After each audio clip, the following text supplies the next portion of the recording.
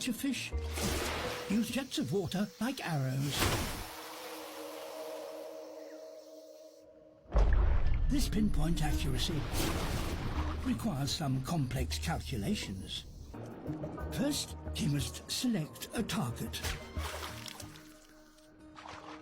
This seems rather ambitious.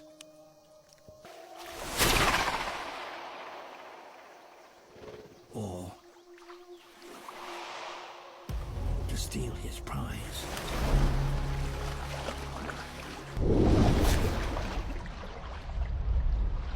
Enough is enough. There is one way to beat the thieves.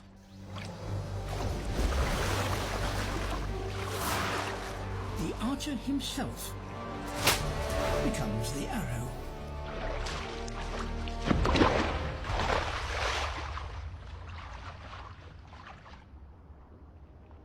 Mangroves are unusually stable coastal environments where an archerfish can focus on beating the competition.